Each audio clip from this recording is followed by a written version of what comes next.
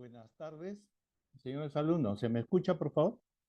¿Ven la pantalla? ¿Ven el archivo? Sí, doctor, buenas tardes. Perfecto.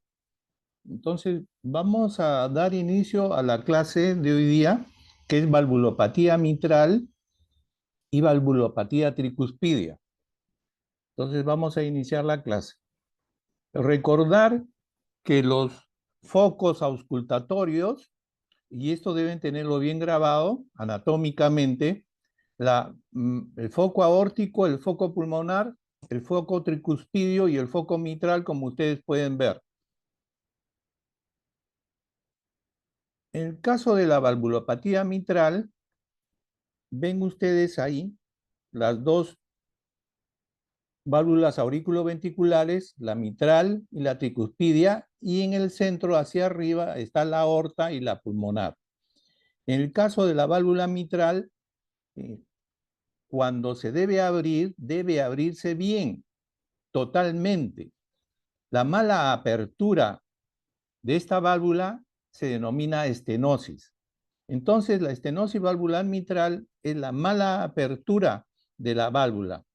Ya puede ser esta congénita, puede ser infecciosa, como vamos a ver después. Esto va a provocar de que cuando la sangre que viene de la aurícula izquierda hacia el ventrículo izquierdo y tiene que pasar por la válvula mitral, pase con problemas, pase con dificultad. Y esto va a hacer de que ejerza una mayor contracción, mayor energía a nivel auricular izquierda para que pueda vencer ese obstáculo de acuerdo al nivel de severidad de esta obstrucción, de esta mala apertura, para que el fluido, la sangre, pase de la aurícula izquierda hacia el ventrículo izquierdo. Por lo tanto, aquí se va a crear una energía de mayor intensidad provocada por una sobrecarga de presión. Y esta sobrecarga de presión va a traer como consecuencia hipertrofia de la aurícula izquierda. Acuérdense eso, por favor. La estenosis da sobrecarga de presión y da hipertrofia. Entonces, ahí tienen la definición, las causas que puede ser congénita, adquirida e infecciosa.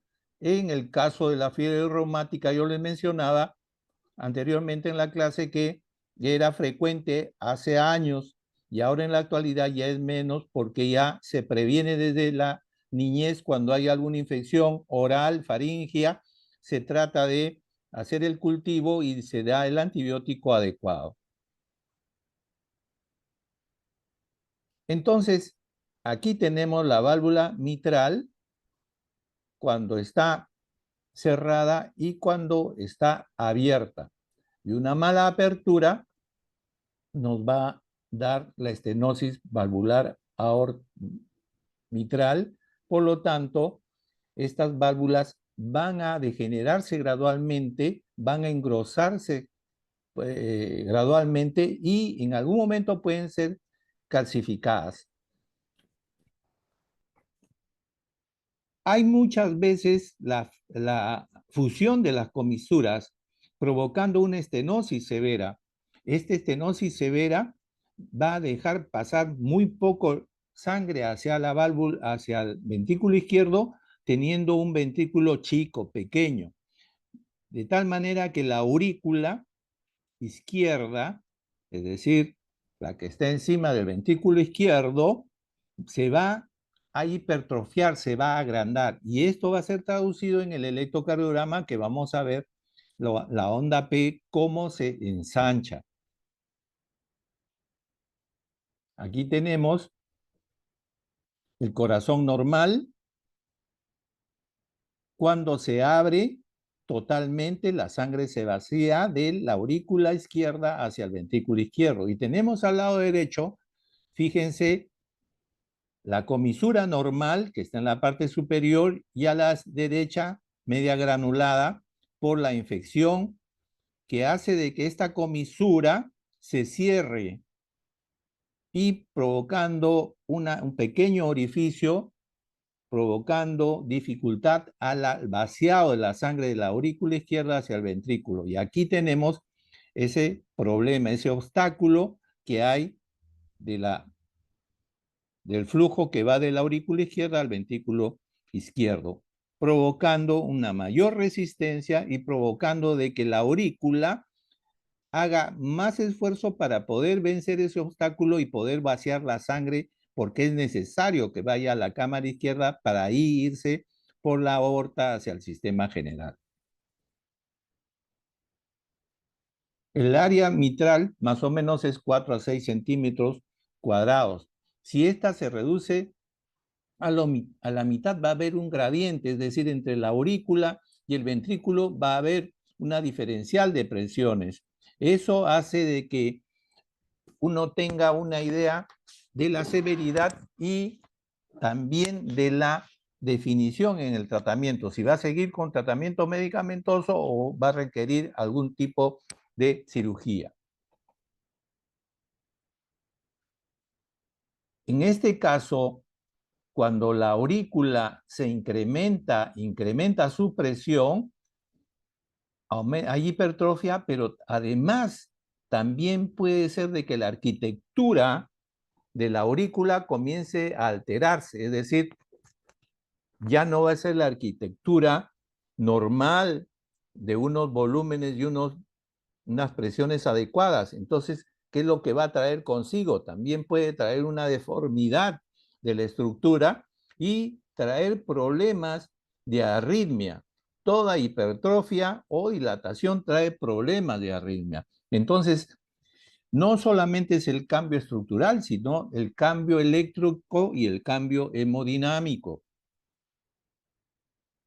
Entonces, hay grados para decir cuándo tenemos una estenosis mitral moderada, una estenosis mitral grave. Ahí tienen unos valores de 1 a 1.5, se denomina moderada, y menos de 1 centímetro significa grave. Por supuesto que hay más niveles de severidad, pero a grosso modo es para que tengan una idea de cómo se califica a estas patologías, a este nivel de severidad en el caso de la estenosis mitral.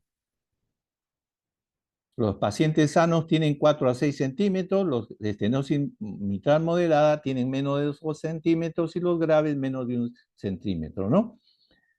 Siempre dentro de la fisiopatología está a indicar que incrementa la presión a nivel auricular. Acá tenemos otra clasificación de estenosis mitral aislada, estenosis mitral con ritmo sinusal, estenosis mitral apretada. Son ya variantes que va acompañando a la estenosis valvular mitral. Puede ser de que mantenga todavía el ritmo sinusal o cuando hay mucha hipertrofia o deformidad de la cavidad, puede ser que ya no esté en ritmo sinusal, sino en un ritmo, una arritmia. Y una de las arritmias frecuentes es la fibrilación auricular, que es mucho más grave porque esta produce trombos, produce escape de émbolos y que pueden provocar accidentes cerebrovasculares o en otro órgano, isquemia. Acá tenemos una insuficiencia cardíaca, pero producida por estenosis valvular mitral.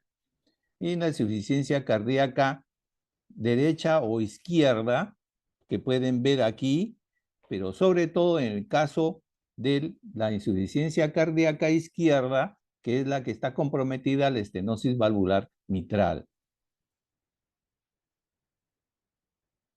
Entonces, en la estenosis valvular mitral hay signos y síntomas. Si dijimos que se incrementa la presión a nivel auricular izquierda, esta presión incrementada hace de que cuando desagua hacia la aurícula a través de las venas pulmonares el fluido sanguíneo, va a encontrar una resistencia, va a haber un incremento en la aurícula de presión, que cuando las venas pulmonares llevan el flujo sanguíneo hacia la aurícula, esta va a ser lenta, se va a incrementar la presión intravenas pulmonares y esta a su vez incrementa las venas la capilaridad pulmonar, por lo tanto produce congestión pulmonar, extravasación de la sangre, hay edema en los alvéolos y de acuerdo a la severidad puede comprometer los campos pulmonares en mayor o en menor extensión.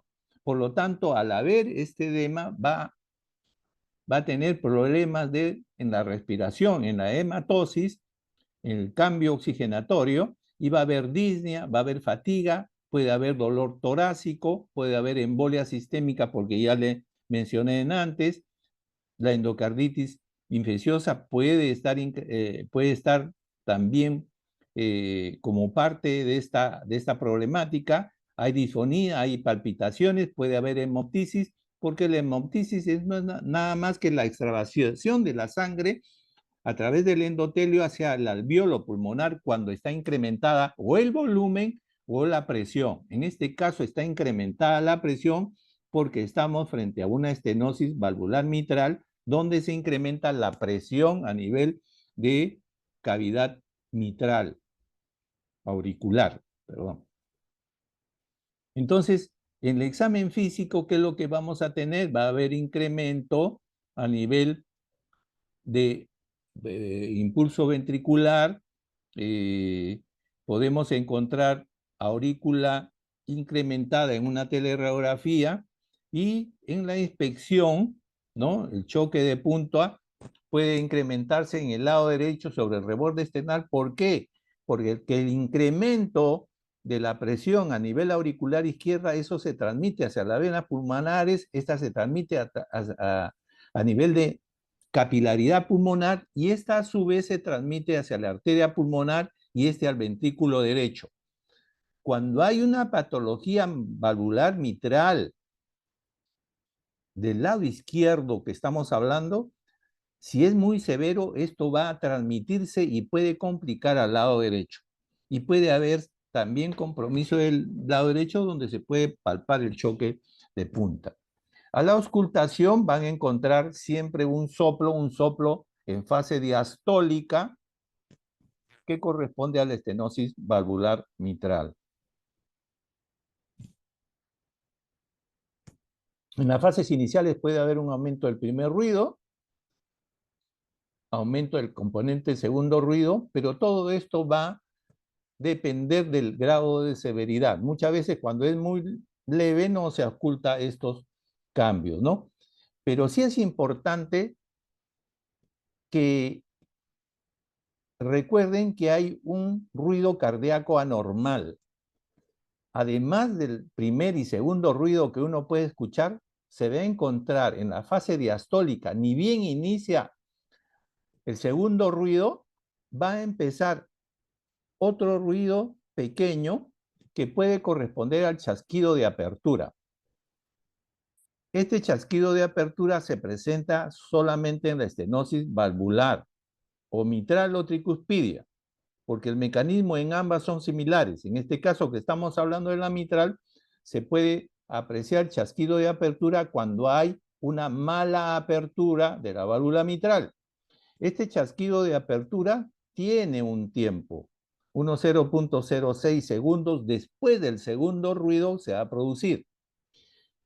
Cuando este chasquido de apertura uno lo escucha muy pegado al segundo ruido, es decir, muy cercano, me está hablando de severidad del caso de la estenosis valvular mitral. Estos datos que le doy son conocidos ahora, pero que antes era la práctica diaria, antes que no existía otros exámenes, no existía la ecocardiografía, entonces todo era clínica, todo era escuchar, palpar, ver, inspeccionar, observar. Y el chasquido de apertura era conocido como clásico en un paciente que tenía estenosis valvular mitral. Entonces, este chasquido de apertura, acuérdense, es parte de toda la clínica de la estenosis valvular mitral. Hay un soplo diastólico, ¿no? Es un soplo uno le llaman de retumbo, y que se da en la fase del llenado rápido en el ciclo cardíaco. Soplo de Graham-Still de insuficiencia tricuspidia y pulmonar. Este es un soplito que se ausculta cuando hay insuficiencia pulmonar y hay caída de sangre hacia el nivel del ventrículo derecho, y esto a su vez con este volumen incrementado produce una insuficiencia tricuspidia, ¿no? Es otro, es un ruidito cuando está comprometido el lado derecho por origen del lado izquierdo. Hay un tercer ruido de insuficiencia mitral, tercer ruido que hable de llenado diastólico. Acuérdense, el tercer ruido, el cuarto ruido, la presencia de ellos significa presencia de insuficiencia ventricular. La presencia del tercer ruido, la presencia del cuarto ruido, la presencia del galope significa insuficiencia ventricular. Así de simple. Entonces, el soplo diastólico se está produciendo en el foco mitral, que está en la línea medio clavicular, quinto espacio para esternal izquierdo. Esa línea medio clavicular y el arco del quinto espacio, ahí es el foco mitral, y voy a escuchar un soplo diastólico hacia abajo. Es un soplo corto de retumbo, de rodamiento, y que se da en la fase diastólica. Acá vean esas barras que está ahí a un costado, abajo, van a ver el chasquido de apertura, que se da después del segundo ruido a una distancia. Esta distancia, cuando es más corta hacia el segundo ruido, va a decirme que es más severo, es una indicación de severidad de la estenosis. Eso era lo que antes se tenía como conocimiento para graduar el grado de severidad de la estenosis valvular mitral. Ahí lo tienen, aquí abajo, con esa coloración anaranjada, donde se produce el soplo diastólico y empieza un segundo ruido, y después del segundo ruido viene el chasquido de apertura. Es importante reconocer en la teleradiografía que la silueta cardíaca puede estar normal. ¿Por qué? Porque acá hay un problema de apertura de la válvula mitral. Por lo tanto, el líquido se va a quedar un poco más en la aurícula.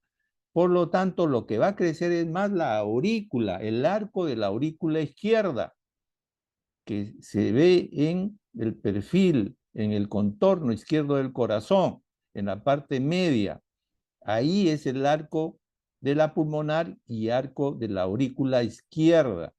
Entonces, eso puede estar desarrollado, como se puede ver aquí en el póstero anterior, y se puede ver aquí en el lateral izquierdo. Fíjense, se ha puesto una sustancia de contraste en el esófago, y el esófago se ha dibujado y está esa protuberancia, que hay un arco ahí al medio, es la aurícula izquierda incrementada. El esófago debería bajar directo, en forma recta. Acá hay una curva que me habla que la parte auricular izquierda está incrementada y que está desplazando un poco al esófago.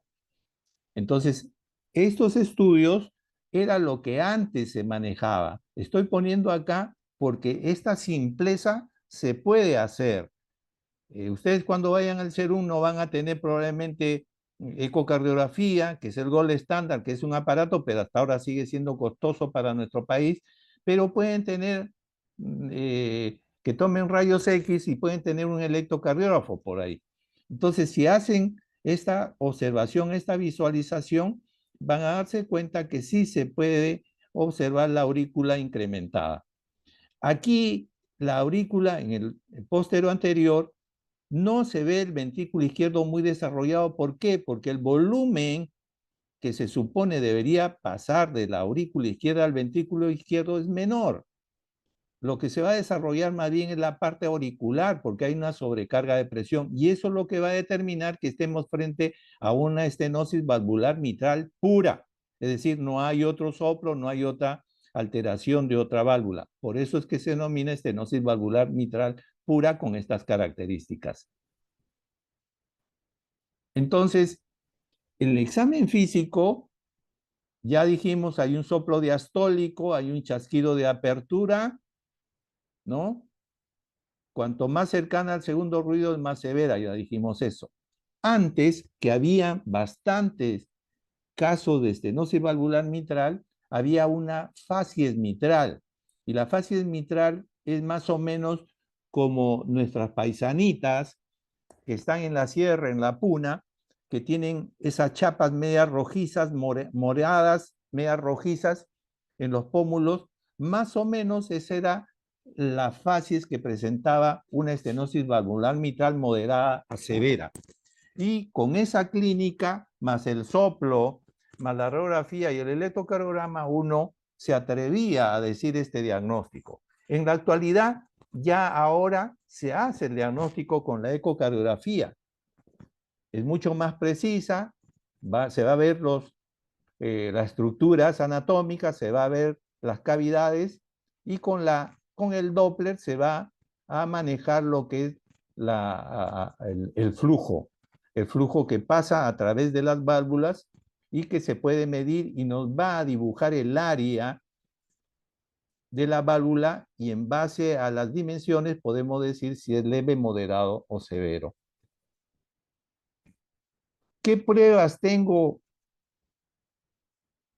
en la valvulopatía mitral estenosis? Tengo el electrocardiograma, donde va a ser incrementado la onda P, porque la onda P corresponde a lo que es el incremento, la aurícula hipertrofiada. Voy a ver un aumento de la onda P, por eso es importante los valores, tanto en anchura como en altura, saber los valores normales. Y me puede distinguir de que se trata de una hipertrofia auricular. Una teleradiografía del corazón y grandes vasos posterior anterior y lateral izquierdo para visualizar lo que hemos visto en antes.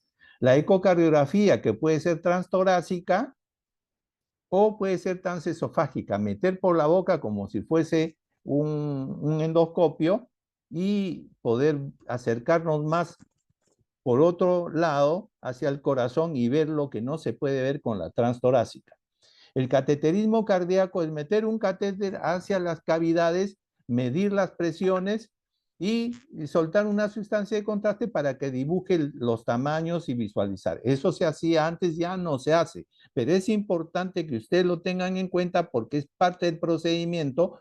Si es que en algún momento es difícil con la ecocardiografía, porque hay casos difíciles, no se puede distinguir bien, entonces ya se va a ir al cateterismo cardíaco. Pero en la actualidad también ya hay cosas que definen mejor, como la tomografía axial computarizada, la tomografía de emisión multicorte y la resonancia magnética, que me puede aclarar. Pero estos son caros, no están muy disponibles en la actualidad en nuestros hospitales. Entonces, una teleradiografía me va a dar el arco medio de de la aurícula izquierda incrementada. En el electrocardiograma, fíjense la onda P a este nivel. Si bien es cierto, aquí está agrandada más para arriba, que generalmente también se ve en el caso de problema tricuspidio. El problema tricuspidio se ve de esta manera más puntiaguda, en caso mitral es más ensanchada. Vamos a ver por ahí. La evolución de la estenosis. Si es que uno no trata adecuadamente con lo que se tiene en la actualidad, esto va a seguir su evolución natural, se va a acrecentar la severidad y lógicamente los signos y síntomas van a ser mucho más floridos y más intensos. Antes, cuando teníamos la fiebre reumática, entonces era importantísimo el antibiótico. El antibiótico, la penicilina benzatínica, que había que poner 1 mes, 1 millón cada mes, así venía en esa, digamos, en esas medidas, de 1 millón de unidades que se colocaba intramuscular mensual para contrarrestar a esta fiebre. Ahora ya no se ve muy poco, muy escaso, y ya hay otro tipo de tratamiento para ver si es que produce insuficiencia ventricular o no, con los medicamentos que ustedes ya han repasado anteriormente, ¿no? El gran problema es que con el tiempo la aurícula izquierda se agrandaba, rompía la arquitectura y producía coágulos, trombos.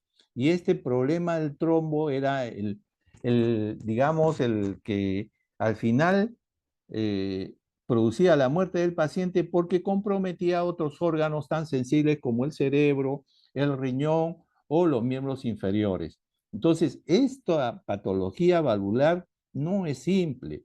El problema de estas valvulopatías es que trae complicaciones y estas complicaciones a veces son mucho más severas, más graves, más invalidantes que la misma patología valvular. Si en caso esta estenosis ya produce signos y síntomas moderados hacia arriba, entonces se va con un tratamiento un poco más agresivo haciendo una angioplastía, es decir, se trata de pasar un catéter con un balón y colocar a nivel de la válvula para expandir, romper, para que se pueda abrir más. Pero esto, lógicamente, como yo les mencionaba antes, en el tema anterior, en la charla anterior, este rompimiento va a traer como consecuencia pequeña hemorragia en la zona abierta y va a tender a cicatrizar. Por eso es que estos pacientes tenían que tener tratamiento antiinflamatorio y tratamiento anticoagulante para evitar que se cicatrice. Pero no era suficiente, por más que uno hacía esto, había pacientes que se restenosaban a los 6 meses, otro al año, pero salía del momento en que tenía este problema sintomático, pero no era suficiente. En la actualidad, ahora ya se mide mejor, se tiene fármacos especiales y en todo caso hay el tratamiento de reemplazo valvular mitral, ya sea con prótesis mecánicas o prótesis biológicas. Ya dijimos que las prótesis biológicas son de material del ser humano o material animal, como el caso de porcino, que son menos antiagregantes plaquetarios, menos reactantes y por lo tanto era mucho más asequible para el paciente para que evite complicaciones. Entonces, dentro del tratamiento, siempre empezar con el régimen higiénico dietético, cambio de estilo de vida. Siempre la sal, acuérdense, el sodio, la sal, hay que disminuir. Hay que disminuir los líquidos porque hay problema cardíaco y tiene que ver con volumen. Evitar los esfuerzos y evitar que aumente en peso el paciente, ¿no? Ya les dije, en el tratamiento farmacológico, si es que hay fibrilación auricular, se usaban antes los digitálicos. ¿Se puede usar ahora? Claro que se puede hacer, pero ahora existen otros medicamentos como el beta bloqueador en diferentes familias, pero que ayudan a disminuir la frecuencia auricular, disminuir en general la frecuencia ventricular para que evite consumo de oxígeno. Y en caso tenga suerte el paciente, la arritmia que puede tener, como el caso de la fibrilación, puede revertir. Si en caso la fibrilación no revierte, no hay que insistir, sino lo que hay que insistir en que la frecuencia ventricular sea el adecuado, entre 60 y 70. Y con el beta bloqueador se puede lograr. Con otros medicamentos también se puede lograr, como la miodarona, y hay otros medicamentos, pero lo que se tiene más en boga es el beta bloqueador, ¿ya? La anticoagulación con warfarina, que es la más barato, ¿no? Y lógicamente esta warfarina se controla con el INR, que es un test para ver que no se pase la anticoagulación, porque esta warfarina puede llevar a hemorragias y sobre todo tener cuidado en aquellos pacientes donde tienen problemas de la coagulación, problemas hematológicos o problemas de sangrado, como en caso de la úlcera péptica o úlceras intestinal o gastritis. No se puede dar ahí porque muy fácil puede hacer hemorragias. Entonces, por eso es que hay que controlar más seguido estos pacientes y hacer un test del INR, que generalmente es entre 2 a punto de 2 a 3, que es la medida donde se debe llevar al paciente. Mayor de 3, estamos hablando de digamos, estamos haciendo de que haya probabilidad de sangrado. Menor de 2, hay mayor probabilidad de coágulos. Entonces, por eso es que tenemos que ser muy finos en la medición del INR y en la dosis de la warfarina. Cada paciente es diferente, no todos toman igual. Los diuréticos, furosemida, que es el más conocido, que es muy potente, pero bota potasio y puede dar calambres. Pero cuando tenemos un caso donde hay insuficiencia ventricular, disnea, hay congestión pulmonar, tenemos que usar porque tenemos que sacar de la situación crítica del paciente en ese momento, ¿no? Cuando hay arritmias, ustedes van a llevar probablemente con el doctor Ronald Avendaño en electrografía, cuando hay arritmias y hay esta fibrilación auricular, uno puede usar un aparato que se llama cardioversión, el mismo que se usa para desfibrilar, se usa cardioversión eléctrica para poder revertir esa arritmia y volver al ritmo sinusal. Hay casos donde ya es crónico y por más que yo haga este procedimiento, no vuelve a su ritmo sinusal y entonces ya no debemos insistir. Lo que tenemos que hacer ahí es controlar la frecuencia ventricular, que al final es la frecuencia que me interesa, porque es la frecuencia del ventrículo que está disparando su volumen hacia el sistema general y entonces debe enviar un volumen adecuado y para eso debe tener una frecuencia adecuada que es entre 60 y 70. Y ese es el objetivo que debemos ya seguir cuando la arritmia no revierte, entonces tenemos que buscar que la frecuencia sea entre 60 y 70. Ya les mencionaba, la valvuloplastía mitral es con un catéter y un globo desinflado, se mete hacia la altura donde está la válvula cerrada y ahí se insufla el globo para que rompa a los costados, ¿no? Y puede ya mejorar la apertura. Entonces, pero esto, como les decía, puede traer ruptura, sangrado y mayor coágulo. Por eso es que se trata de hacer en los casos adecuados con los pormenores para controlar el sangrado y la cicatrización. Aquí tienen una diapositiva de cómo se puede meter el catéter a través del lado de la vena, que esta va por la vena cava, se perfora la parte septal y aquí están viendo el catéter llevando el globo desinflado. Pasa la aurícula y en la aurícula a nivel valvular mitral se coloca y se insufla el globo, como ustedes están viendo. Se insufla el globo para abrir esa estenosis. Esa válvula que está cerrada se le abre para que pueda la aurícula izquierda botar, vaciar la sangre hacia el ventrículo izquierdo sin mayor obstáculo. Y la otra manera es haciéndola ya por afuera con aparatos tipo endoscopios y ahora que va a venir con lo que es inteligencia artificial o lo robotizado ya se puede hacer mejor esto. Entonces, cuando lo anterior no mejora, entonces ya viene el tratamiento quirúrgico del reemplazo valvular, sea mecánica o bioprotésica, como hemos mencionado. Bien, hasta ahí tenemos lo que es estenosis valvular mitral. Repito, estenosis valvular mitral mala apertura de la válvula, hay sobrecarga de presión y esto da congestión pulmonar. En este caso de la insuficiencia valvular mitral, aquí lo que pasa es que se cierra mal. Y al cerrarse mal va a escapar sangre.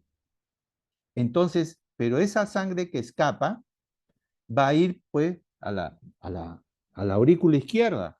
Por lo tanto, va a haber congestión de volumen a ese nivel, congestión auricular.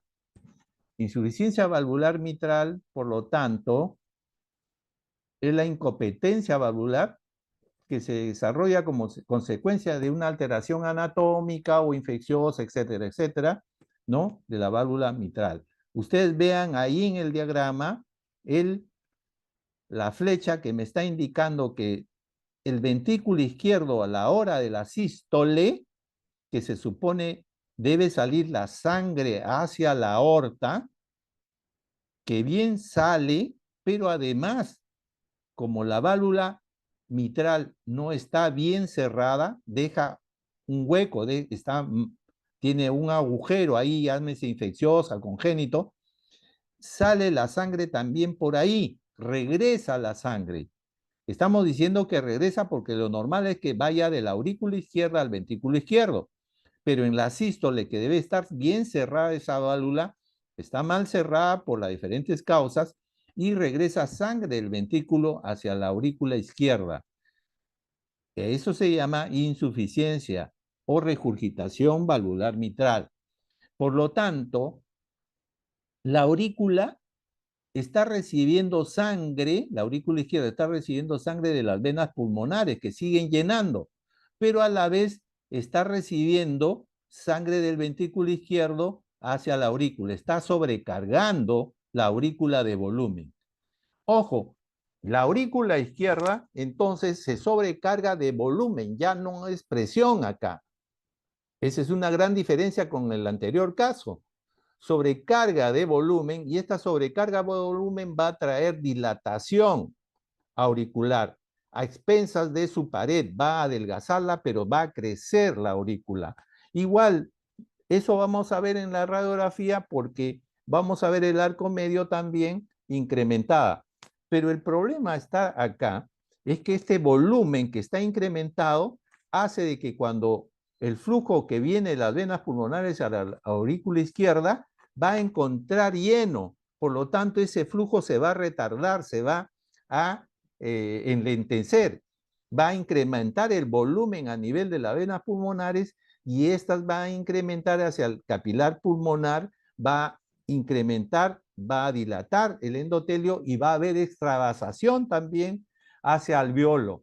Por lo tanto, va a producirme, igual que la anterior patología, me va a producir congestión, edema en alveolos y me va a producir la disnea en sus diferentes niveles de severidad de acuerdo al compromiso de la insuficiencia valvular mitral.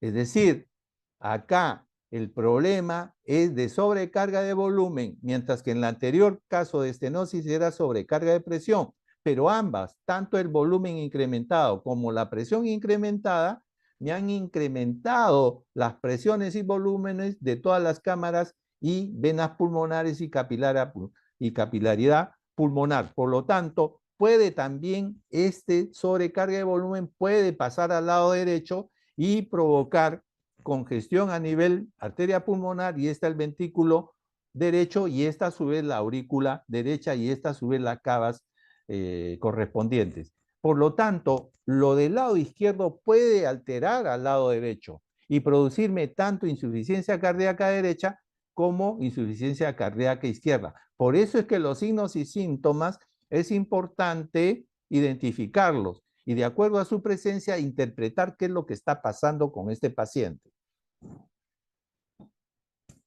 Al dilatar la aurícula por sobrecarga de volumen, crecer la aurícula, se rompe la arquitectura, y al romper la arquitectura ya no va a haber una contracción única, sino va a haber contracciones de masas diferentes de la aurícula en diferentes tiempos. A esto se denomina fibrilación auricular, y esta fibrilación auricular da como compromiso que haya en la aurícula grande, haya un remolino y se provoque el mecanismo de la coagulación y se provoque trombos y esto a la vez provocan émbolos. Fíjense que aquí estoy hablando de sobrecarga de volumen a nivel auricular izquierdo y a la hora de abrirse en la fase diastólica la válvula mitral, en este caso acá el problema es de cierre, en este caso la apertura está bien, como hay un incremento de volumen auricular, todo este incremento baja al ventrículo. En este caso, sí el ventrículo va a crecer, se va a sobrecargar de volumen y va a dilatarse. Acá sí va a haber crecimiento ventricular. En cambio, en el caso de la estenosis, la anterior patología era sobrecarga de presión, pero esta sobrecarga de presión solamente se quedaba en la aurícula. Esto no pasaba hacia el ventrículo se quedaba en su tamaño normal, mientras que la aurícula crecía. En cambio, en este caso de la insuficiencia, hay incremento de la aurícula por sobrecarga de volumen y esto a la hora de abrirse la válvula mitral, todo ese volumen cae al nivel ventricular izquierdo y va a sobrecargarlo y va a producir también crecimiento. Entonces, hay diferencia entre uno y el anterior caso. Aquí está la definición, el flujo de sangre del ventrículo a la aurícula izquierda durante la sístole, hay regresión. ¿Cuáles son las causas? Hay agudas, crónicas, ustedes pueden revisar. Y cuando se habla de insuficiencia mitral aguda, ¿cuándo puede haber? Cuando hay un infarto de miocardio agudo. Cuando se produce un trastorno agudo es mucho más brutal, más dramático, más comprometedor, más mortalidad cuando es agudo que cuando es crónico. Crónico me está hablando que es de mayor tiempo, donde el corazón se ha ido adaptando a estos cambios, mientras que cuando es agudo, ese corazón no se llegó a adaptar y por lo tanto va a producir una respuesta de mayor severidad, mayor anomalía. Va a traer como consecuencia una insuficiencia cardíaca más severa, unas arritmias más severas que en el caso crónico que se fue adaptando gradualmente. Aquí tienen algunas etiologías de insuficiencia valvular mitral. Ustedes pueden ver ahí, lo tienen.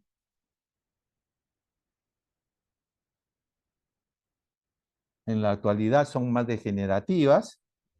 Puede haber isquémica por problema coronario y puede haber dilatación de toda la cavidad cuando hay miocardiopatía dilatada, ya por un problema del miocardio, hay una miocardiopatía dilatada donde todo el ventrículo está dilatado y al estar dilatado el anillo valvular mitral también se distiende y al distenderse las válvulas no cierran bien y deja una apertura. En este caso se habla de un problema funcional, ¿no es cierto? Porque no está lesionado, sino acá por un problema de estructura del ventrículo izquierdo que se ha dilatado, ha separado.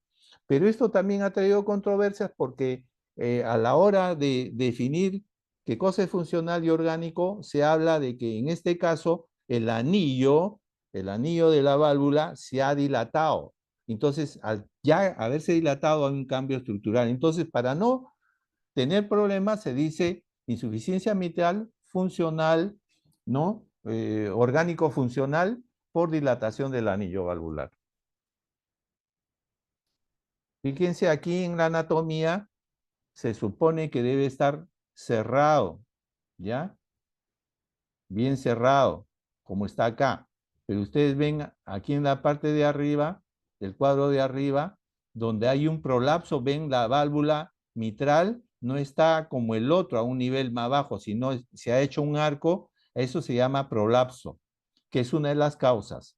Al prolapsar la válvula hacia arriba, deja abierto, debe estar esto cerrado completamente, deja abierto un hueco por donde la sangre, a la hora de la sístole, regresa la sangre del ventrículo izquierdo hacia la aurícula izquierda, provocando un grado de insuficiencia valvular mitral. de acuerdo a los signos y síntomas, de acuerdo a los valores, si hay deformidad anatómica de las cámaras, ¿no? Se da el tratamiento solamente farmacológico o se va a la angioplastía o se va al tratamiento de reemplazo valvular. Entonces, esta es la fisiopatología. Ahí, como ven, la insuficiencia valvular mitral, hay reflujo del ventrículo hacia aurícula, ¿no? ¿Y cuál va a ser su severidad? De acuerdo a la presión sistólica del ventrículo izquierdo, tamaño del orificio reflujo nos va a dar el grado de severidad. Estos pacientes tienen insuficiencia cardíaca, como pueden ver en el lado izquierdo, hay edema agudo pulmonar, disnea de esfuerzo, palpitaciones, síncope, y que cuando está más severo puede comprometer al lado derecho, como ven al otro lado, donde está la señora, ver ya hay congestión a nivel de edemas, hay ascitis, anasarca, hay circulación colateral, hay hepatomegalia, ¿no? En pleno, hay ingurgitación yugular, y ambos dan congestión pulmonar. Pero estamos hablando ya de estos dibujos de casos severos. Por lo tanto, la disnea es progresiva, hay un soplo sistólico a nivel de foco mitral que se produce en la fase sistólica. Es de chorro, este es el timbre este es de chorro, es más agudo, más suave, y su grado puede ir del 1 al 6. Los grados del soplo cardíaco van del 1 al 6.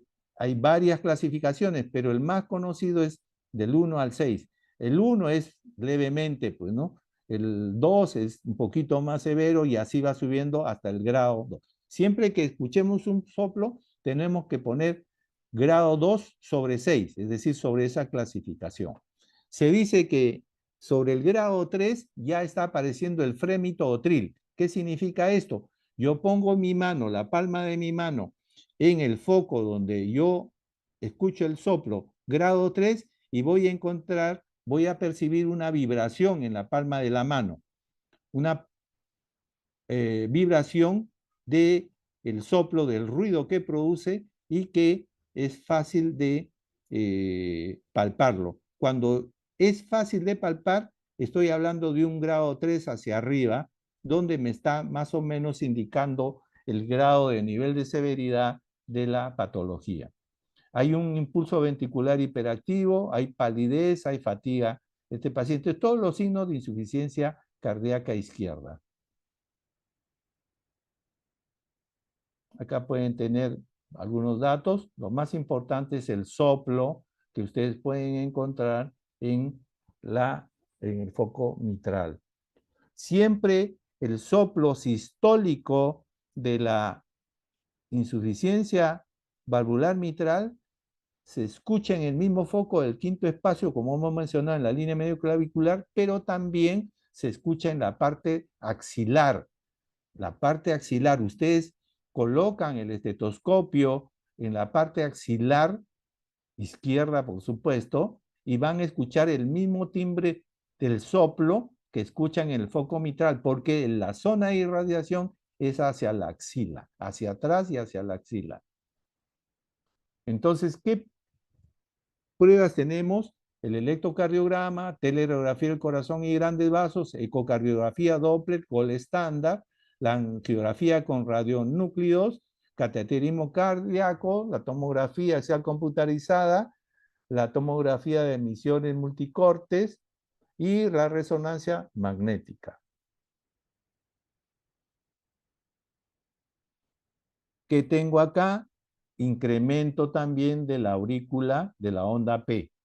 Vean aquí, este es el mismo esquema, el dibujo de la estenosis valvular mitral, pero solamente es para hacerle saber diferenciar entre lo que es esto y la insuficiencia valvular mitral. La ecocardiografía, entonces, me da, si ustedes se dan cuenta, ahí hay 4 cámaras. uno en el lado izquierdo superior, otro lado izquierdo derecho superior, otro ventrículo izquierdo, ventrículo derecho, pero lo que quiero es que vean ese mosaico de colores. Ese mosaico de colores desde abajo es hacia arriba. La válvula, ustedes ven ahí una línea, es la válvula mitral que está en fase sistólica, que debería estar cerrada, pero hay un escape y ese flujo de escape con la ecocardiografía se dibuja ese mosaico de colores que me está diciendo que ahí está el escape y se dibuja de esta manera. Esto se estudia, se mide y a la computadora del ecocardiógrafo se va ya está todo, tiene un aplicativo como para sacarnos el área que corresponde a la válvula mitral. Entonces, acá nos mide la velocidad del flujo, que también sirve para hacer la medición del área de la válvula mitral. Entonces, y hay otros criterios también para decir cuándo es severo, cuando este flujo de regreso hacia la aurícula está más hacia arriba, está al mitad o está al inicio. Entonces hay una serie de criterios, pero la idea es que la ecocardiografía nos puede determinar con claridad qué es lo que está pasando con la válvula y sacar su área. Aquí está, este es el clásico radiografía de la insuficiencia valvular mitral. Les dije que hay una sobrecarga de volumen a nivel auricular, pero también vaciada toda la cantidad de sangre hacia el ventrículo izquierdo, porque en este caso el problema es de insuficiencia, no es de estenosis, de tal manera que hay sobrecarga de volumen a nivel ventricular izquierdo y esto se incrementa como si fuese un globo a expensas de su pared, se dilata, se adelgaza, pero crece el ventrículo izquierdo como un globo, fíjense, a diferencia del caso de la estenosis valvular mitral que yo les mencionaba, que se ve más el arco acá incrementado, pero el ventrículo está dentro del tamaño normal. Entonces hay diferencia con la insuficiencia valvular mitral en la teleradiografía. Y lógicamente en ambos hay congestión pulmonar, como pueden ver ustedes, ¿no? Llegando al edema agudo pulmonar que se va a blanquear todo el campo pulmonar de abajo hacia arriba se blanquea. El catéter Swan-Ganz es un catéter que yo puedo meter por la arteria y por la vena y llegar hacia la arteria, por la arteria pulmonar y llegar al capilar pulmonar. Se mete por la vena y yo puedo medir, ahí ven ustedes el catéter, que es el amarillo que está metido en la arteria pulmonar. Esto se enclava hacia la capilaridad pulmonar y registra la presión del capilar pulmonar. Esto es importante y ahí están las ondas de la presión pulmonar, de todo el trayecto a nivel pulmonar. ¿Por qué es importante esto? Porque cuando uno está en cuidados intensivos o en unidad de trauma shock, estos valores que se utilizan son valores hemodinámicos. Con esto yo puedo decir cuánto de presión tiene el capilar pulmonar. Y yo comienzo a meter líquidos y poner líquidos en este paciente porque acuérdense que el corazón trabaja con volúmenes y presiones. Y pongo líquidos y esta presión del capilar pulmonar me va a servir como un dato fidedigno de que hay sobrecarga o no estoy sobrecargando y sigo metiendo volumen de acuerdo a mi medición. Cuando veo que ya el nivel está incrementado en capilar pulmonar, paro de dar líquidos.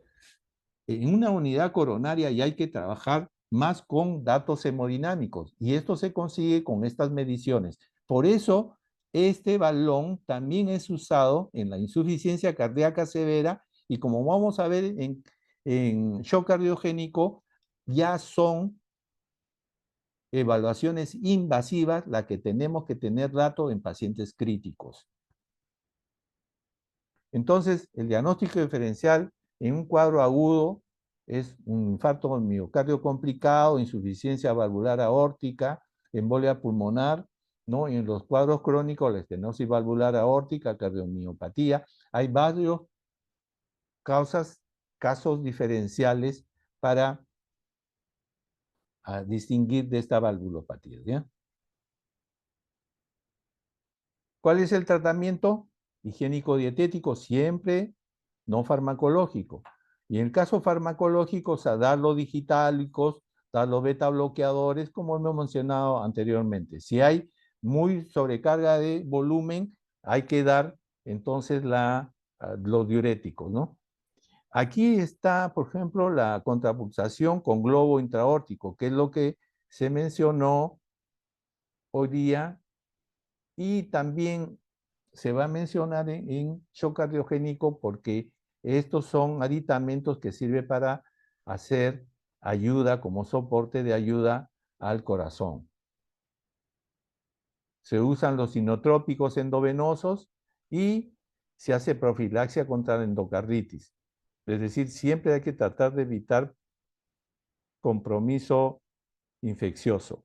Cuando con la medicina no es suficiente, no quiere decir que se va a descartar la medicina. Los medicamentos siguen estando, pero ya hay que utilizar otro para mejorar, porque las medicinas, los fármacos, no son suficientes. Entonces acá ya entramos al quirúrgico, ¿no? Con la valvuloplastía mitral, cuando se puede ajustar el anillo, se puede cerrar, para tratar de ajustar como una jareta para tratar de que las válvulas se junten un poquito más. Si esto no es suficiente, se va al reemplazo de la válvula mitral, como hemos mencionado. Entonces, en el caso crónico, el digitálico, diurético, los inhibidores de la enzima convertidora que ayudan a evitar la mayor remodelación de todo el componente miocárdico y ayuda en ese sentido a dosis bajas. La cardioversión cuando uno cree que la arritmia puede revertir. Y la anticoagulación, si es que hay fibrilación, como en el caso anterior con la warfarina, ¿no? Le vuelvo a repetir, en caso de cardiopatía reumática, el tratamiento era, y ahora también si es que hay algún caso, benzatínica con 1.000.000, perdón, o 1.200.000 unidades, una vez mensual intramuscular. El tratamiento quirúrgico, cuando existe deterioro de las cámaras cardíacas, va a haber comprometer mal, ya no hay que esperar mucho y se utiliza el reemplazo valvular.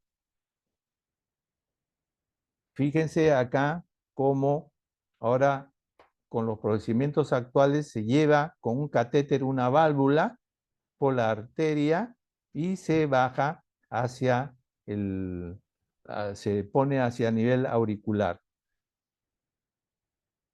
a nivel de válvula mitral. Ahí está la válvula, ustedes ven, son dispositivos que llevan y sueltan la válvula. Acá este es otro procedimiento donde llevan la válvula hacia lado mitral y dejan la válvula. Y si es que hay, por alguna razón, escape de sangre por algún agujerito, hay otro método donde se coloca, ven ese catéter celeste, azul, lleva un dispositivo en la parte final y ese dispositivo es como un tapón que tapa el huequito que ha dejado o por alguna razón no se ha hecho bien la medida en la válvula, que es un poquito más chica y ha dejado una fuga y se coloca esto y tapa. Bueno, hay artificios actualmente como para reparar estos inconvenientes, ¿no?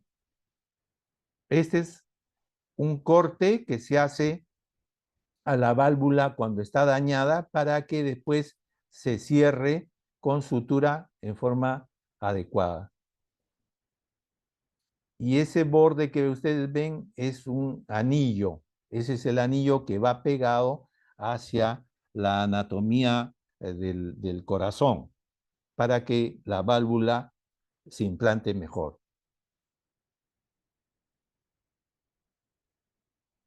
Y cuando no se puede hacer de esa manera, llevando un catéter y la válvula se hace a cielo abierto. Quiere decir que se abre el corazón directo y, como ustedes ven ahí, el anillo, la válvula con todo y su anillo se mete y se coloca en la posición donde estaba la válvula anterior, que lógicamente ha sido extraída ya el tejido que no servía, ¿no? Y se coloca ahí y en círculo se hace la sutura respectiva, ¿no? Ahí está en círculo, ven ustedes ahí en círculo, para que el anillo quede bien fijado en la parte anatómica correspondiente. Entonces el pronóstico, pues, en la actualidad ha mejorado, con todo el avance esto ha mejorado, pero deben saber ustedes que una enfermedad que ya se establece en un cuerpo humano, eso va a seguir su ciclo normal, es decir, sí va a comenzar a incrementar en base a que si yo no corrijo todos los factores que la han producido, esto va a seguir. Lo único que uno hace con el tratamiento médico es solamente lentizar, es decir, que no muera antes, sino que muera pues después de que ya tuvo la edad suficiente. Pero lo único que hace es eso. Una vez que tiene la enfermedad no se puede. Ustedes saben que la hipertensión, la diabetes ya no se cura. Sigue un proceso, por más que ya está controlado, tome la pastilla, eso va a seguir su proceso. Entonces, lo que hay que evitar es que se produzca esta valvulopatía y para eso hay que hacer prevención, pues, ¿no? Bueno, hasta aquí esta parte del estenosis, por favor, no se vayan. Esta es la parte de que corresponde a la valvulopatía mitral.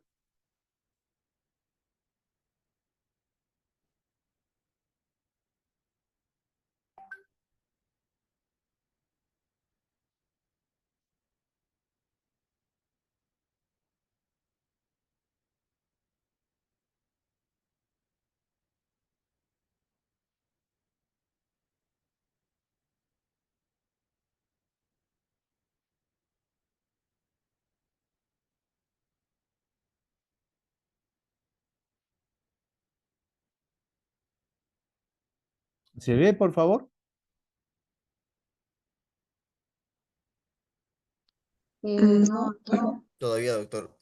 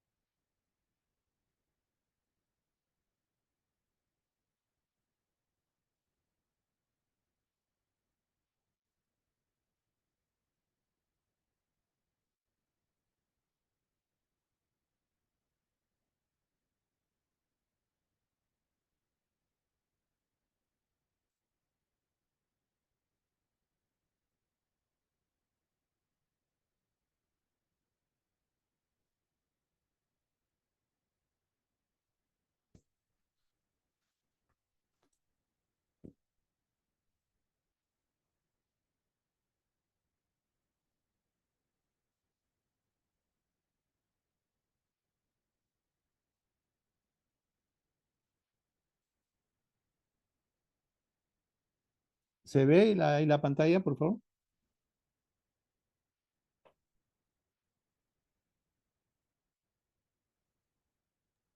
Su pantalla se ve, fue su escritorio.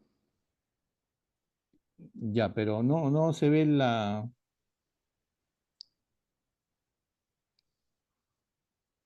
Em, Al lado sí, pero está pequeño.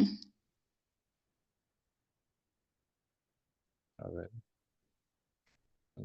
Aquí.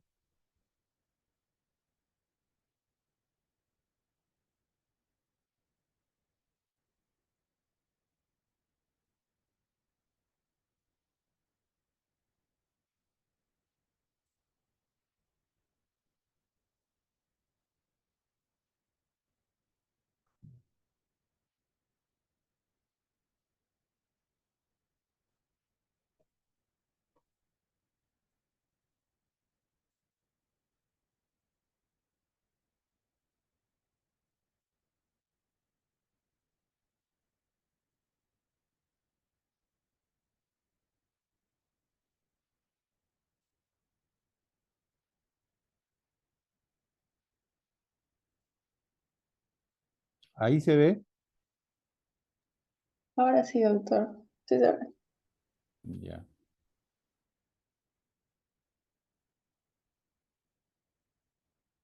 Ya, esto va a ser más rápido porque acuérdense, por favor, que el mecanismo tanto de la valvulopatía mitral como la tricuspidia son iguales, el mecanismo. La diferencia está en que una corresponde al lado derecho del corazón y el otro corresponde al lado izquierdo del corazón. En este caso vamos a ver la valvulopatía tricuspidia que corresponde al lado derecho del corazón. Entonces lo que ustedes tienen que recordar es que cámaras están encima de la válvula tricuspidia y qué cámaras están debajo de la válvula tricuspidia. Y toda esa alteración que puede producir en ese trayecto, nada más. Entonces, para eso tienen que reconocer signos y síntomas del lado derecho del corazón y signos y síntomas del lado izquierdo del corazón. En este caso, vamos a reconocer signos y síntomas del lado derecho. Entonces, acá tenemos eh, tenemos la válvula tricuspidia. Vean la anatomía, en este caso de la válvula tricúspide, donde ven las tres cisuras, digamos, las tres líneas que corresponden a la válvula tricúspide. Ahí tienen. En el caso de la estenosis, la apertura es una mala apertura, por lo tanto, va a dar lugar a una estenosis. Y esta mala apertura va a hacer de que sobrecarga de presión a nivel auricular derecho. Y la sobrecarga auricular derecha va a dar lugar a hipertrofia de esta aurícula derecha. Al incrementar la presión, esto se va a transmitir hacia las venas cavas. Y estas a su vez hasta todas las venas que desaguan en las venas cavas. Por lo tanto, va a haber congestión ahí y lo que vamos a tener son la ingurgitación yugular, el reflujo hepato yugular, vamos a tener anasarca, ascitis, edema de pared, circulación colateral, vamos a tener visceromegalia, hepatoesplenomegalia, vamos a tener edema de miembros inferiores. Todo lo clásico del lado derecho, sencillamente porque hay una alteración a la salida de la sangre de la aurícula derecha hacia el ventrículo derecho por obstrucción, porque no hay una buena apertura, de tal manera que hay sobrecarga de presión. Entonces, ¿cuáles son las causas? Puede ser congénita, adquirida, también la fiebre reumática la producía, ¿no? Entonces, eso es el similar que la anterior patología.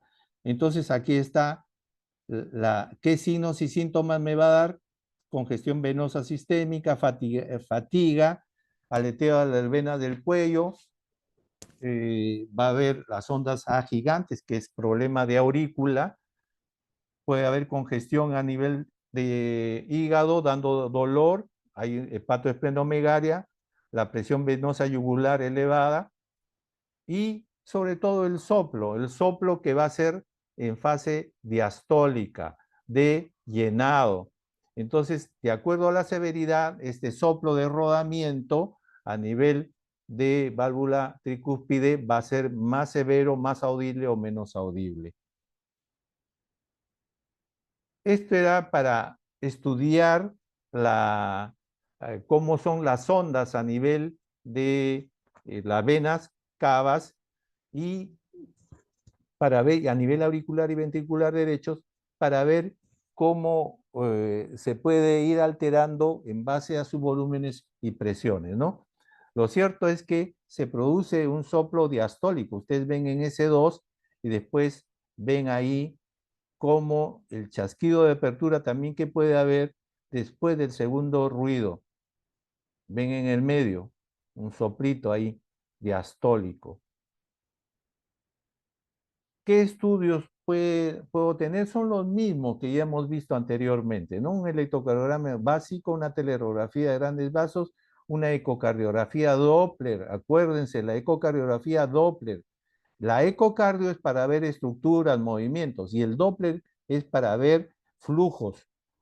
Y esta combinación de ecocardiografía Doppler hace de que yo haga un estudio completo de mis cavidades, de la estructura cardíaca y de las arterias donde pasan el flujo.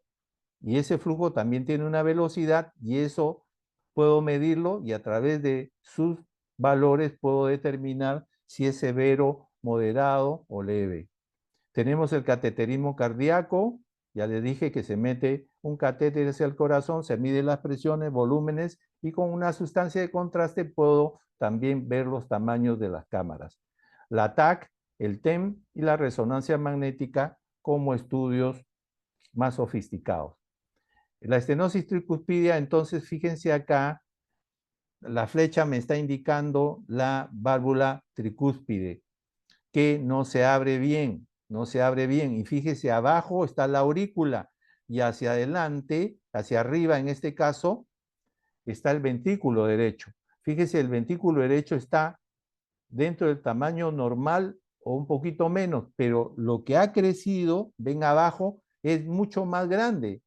Esa aurícula, eso que se ve negro, el contorno así, ovoide, es la aurícula que me está hablando de un hipertrofia. Pero esto tengo que medirlo. Entonces, esto se mide a través de un transductor que mide, y ahí está la forma, cómo se mide. Fíjense, en el lado derecho, el diagrama del flujo sanguíneo que pasa a través de esa área, de ese orificio, y se dibuja el flujo. Y al dibujar el flujo, esto se mide y ahí tienen a los costados mediciones. Y esto, como es una computadora, el ecocardiógrafo hace sus mediciones y nos puede dar el área que corresponde a la válvula.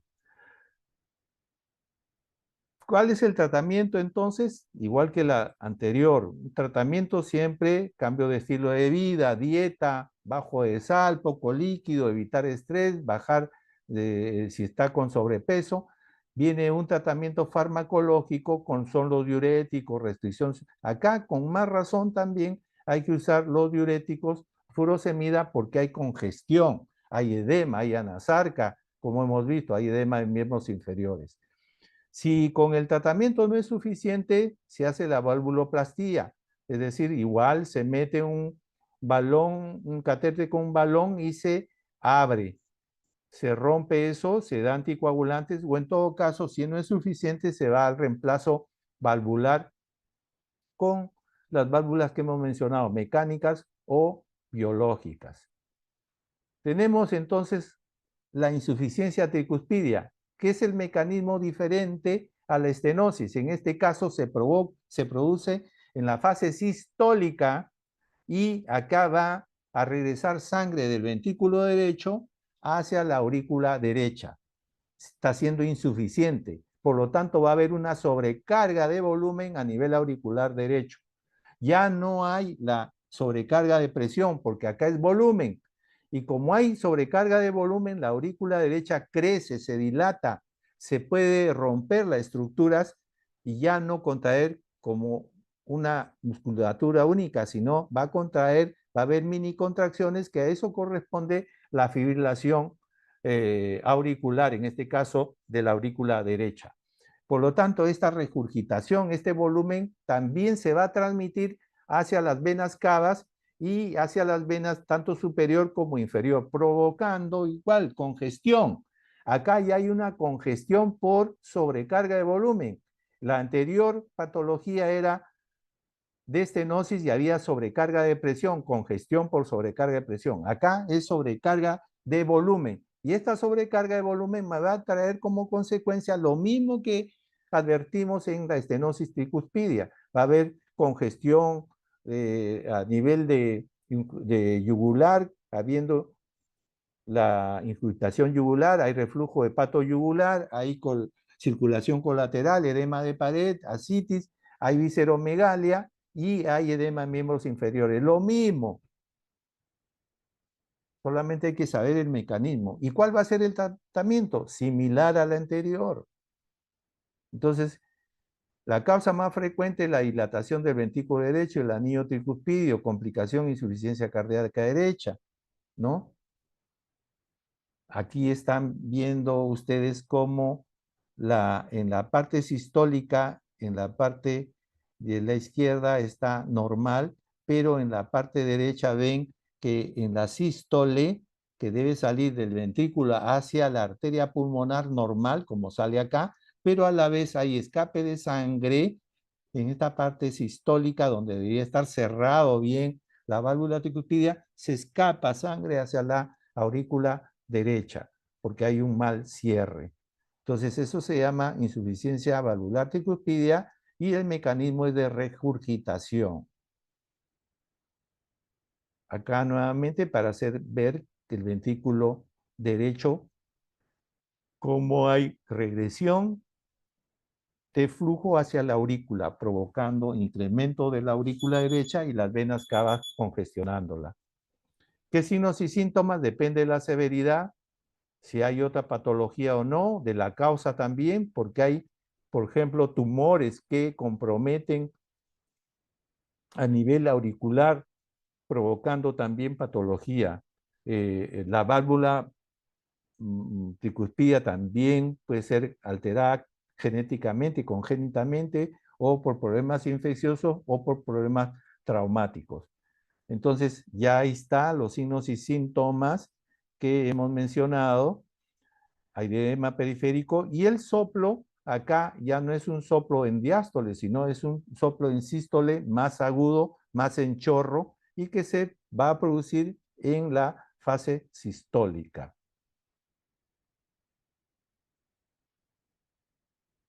Generalmente se habla, cuando se dice de la insuficiencia, se habla más de un soplo pansistólico o holosistólico, que es lo que se veía antes, ¿no? Hay una serie de maniobras para demostrar esto y para percibir mejor los soplos. Y acá hay una maniobra de signo de Rivero-Carvalho durante la inspiración. Uno toma aire, inspiren, ya va a haber incremento del retorno venoso y al aumentar el retorno venoso, el soplo se va a hacer mucho más evidente. Ese se llama signo de Rivero-Carvalho durante la inspiración. Hay otra maniobra que se llama maniobra de Müller. Se inspira, es como el anterior, pero acá lo que se hace es cerrar la glotis. La glotis se cierra y se trata de inspirar. Y al inspirar no va a sentir uno el sonido de la inspiración, el sonido respiratorio, sino lo que va a hacer es ejercer el incremento de la presión que hemos mencionado para que el flujo sanguíneo se incremente y el soplo nosotros podemos escuchar. Esta es la maniobra de Müller, a diferencia del signo de Rivero-Carvalho, donde la inspiración es normal. Yo inspiro normalmente, como lo hago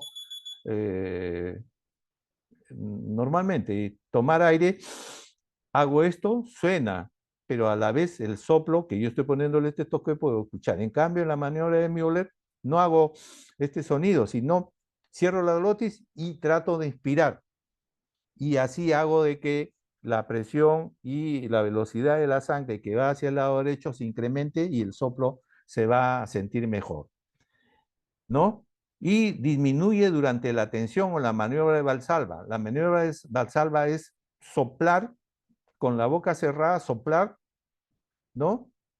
Y eso es en la expiración. Y ahí, en vez de incrementar el soplo, va a disminuir. Son maniobras que antes se hacía con mayor frecuencia la parte clínica porque no habían otros equipos que me ayuden. Todo era más clínico. Por eso es que existen signos, existen criterios anteriores, etcétera, etcétera, que en este momento ya no se usa o no se hace. ¿Por qué? Porque ya de frente se gana tiempo y se manda a hacer la ecocardiografía. Esto no quiere decir que no aprendan, apréndanlo, porque cuando vayan al serum no van a tener ecocardiógrafo, van a tener que utilizar solamente su nariz, el oído y su vista. Entonces, esta es lo que es semiología, realmente es práctico para estar en estos lugares inhóspitos donde ustedes van a ir.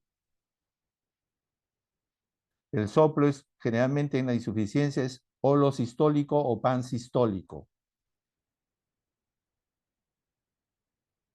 ¿Qué examen de laboratorio? Lo mismo que hemos visto, electrocardiograma, ecocardiografía Doppler, cateterismo cardíaco, TAC-TEN, resonancia magnética. Fíjense, acá sí es clásico el incremento, cuando ustedes vean una onda P de esta característica, una onda P acuminada alta, que me está hablando de crecimiento, generalmente este tipo, esta morfología, esta forma, es de la tricúspide o de la pulmonar, que corresponde al lado derecho del corazón. Si ustedes ven en derivación 1 este tipo de incremento de la onda R, que no debería estar así, sino más pequeña, pero está incrementada, me está hablando de una hipertrofia ventricular derecha. ¿Por qué? Porque ha habido sobrecarga, como les decía, en antes ha habido sobrecarga y va a haber este problema, ¿eh? La regurgitación tricuspidia, entonces, ¿cómo puedo ver? Acá tengo RB, ventrículo derecho, RA, aurícula derecha, y fíjense cómo del ventrículo derecho regresa sangre hacia la aurícula.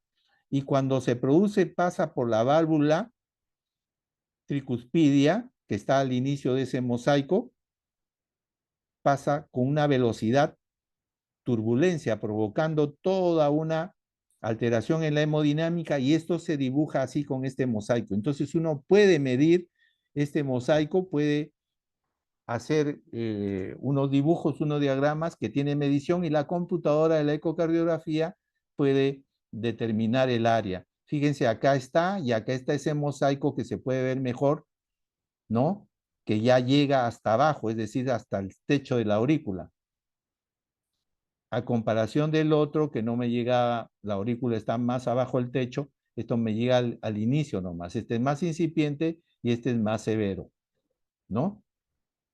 Entonces, con esa medición, estas flechas que ven en celeste es el transductor que se coloca a ese nivel y comienza a ver el flujo que pasa por ese nivel y mide la velocidad. Y en base a eso, existen todas las mediciones, se forman unos dibujos y esto teniendo este dibujo se puede hacer las medidas respectivas como ustedes ven ahí y en base a eso se saca el área de la tricúspide. Entonces, con el ecocardiograma yo puedo saber o decir cuándo es ligera, cuándo es moderada, cuándo es severa de acuerdo a estos valores, ¿no? Entonces, ya están acá algunos esquemas cuando me dice cuándo es severa, cuándo es ligera, moderada, cuándo está más comprometida. Fíjense que acá, al lado derecho, para que tengan una idea nomás, este color, el mosaico, cómo llega hasta abajo, es decir, hasta la aurícula. Acá tenemos que ver que el ventrículo derecho está arriba y la aurícula derecha está abajo. Entonces, como está regresando sangre del ventrículo derecho hacia la aurícula, fíjense hasta dónde llega, llega hasta el techo, por decir acá, y me está dando un grado de severidad. Tratamiento no farmacológico, dietético, ¿no? Evitar estrés, sobrepeso, líquidos. Y farmacológico, disminución de la precarga, diurético, furosemida, disminución de la postcarga con vasodilatadores. Cuando está muy dilatado, entonces se llama anuloplastía a la reparación valvular, que significa coser el anillo, ajustarlo para que cierre, se junte un poco más. Ajustando el anillo, se puede, si es que eso no es suficiente, entonces se va a las prótesis valvulares. Acá tenemos ya, como les decía, con la inteligencia artificial, con ahora todo que está robotizado, se puede mejorar sin hacer mucha más agresión al paciente cuando se cortaba a cielo abierto, ¿no? Si es que con eso no se puede, entonces ya se va a la cirugía valvular. Perfecto. Aquí hay una serie de indicaciones para reparar o no reparar y cuando es necesario ya poner una válvula. Con esto hemos terminado la clase. Ojalá, por favor,